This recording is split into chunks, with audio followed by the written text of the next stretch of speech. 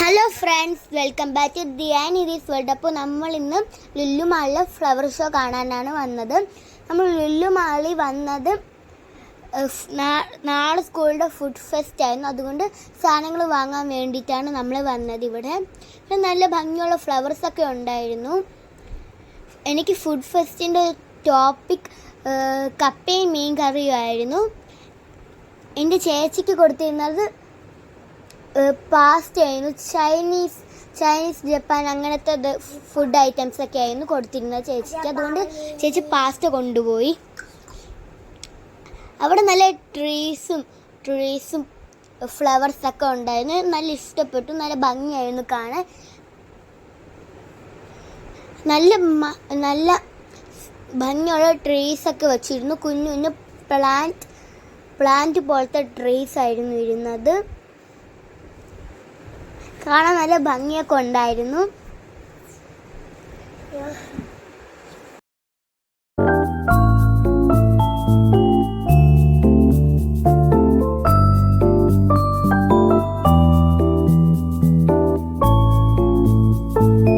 നമ്മൾ flower show ഒക്കെ കഴിഞ്ഞിട്ട് നടന്നു പോയപ്പോൾ ഒരു പെറ്റ് ഷോ ആണ് കണ്ടത്. അവിടെ നേരെ പെറ്റ്സിനെയൊക്കെ വെച്ചിരുന്നു. കുറേ ബേർഡ്സിനെയൊക്കെ ആയിരുന്നു വച്ചിരുന്നു. പേരറിഞ്ഞില്ല. നല്ല ഭംഗിയുള്ള ബ്യൂട്ടിഫുൾ ബേർഡ്സിനെയൊക്കെ ആയിരുന്നു വച്ചിട്ടുണ്ടായിരുന്നത്. കുറേ ബേർഡ്സ് ഉണ്ട്, എനിക്കറിയില്ല ബേർഡ്സിൻ്റെ നെയിംസ് ഒന്നും. പിന്നെ ഈ കാണുന്നത് ലവ് ബേർഡാണ്.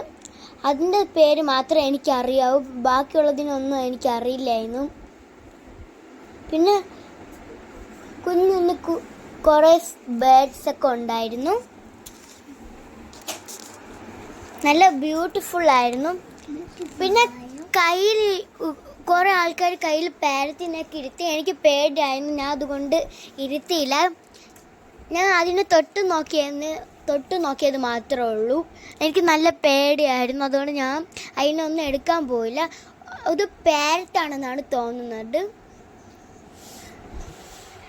ഇതിൽ കുറേ ബേർഡ്സൊക്കെ ഉണ്ടായിരുന്നു. ഞാൻ ആ ബേർഡ്സിനെ കയ്യിലിരുത്തന്നെ കാണുമ്പോൾ ഞാൻ പേടിച്ചാണ് പോണത്. അടുത്ത ഒരു റാബിറ്റോ എന്തോ ആയിരുന്നു, കറക്റ്റായിട്ട് അറിയില്ല. റാബിറ്റ് ആയിരിക്കും എന്നാണ് എനിക്ക് തോന്നുന്നത്. അടുത്തത് ഇഗ്വാന ഉണ്ടായിരുന്നു. നല്ല വലിയ ഇഗ്വാനയാണ്. കണ്ടപ്പം തന്നെ ഞാൻ പേടിച്ചു പോയി.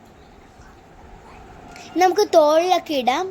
അടുത്തതായിട്ടൊരു സ്നേക്ക് ആയിരുന്നു. സ്നേക്കും നമുക്ക് അതുപോലെ തോളിലും വയ്ക്കാൻ പറ്റുമായിരുന്നു.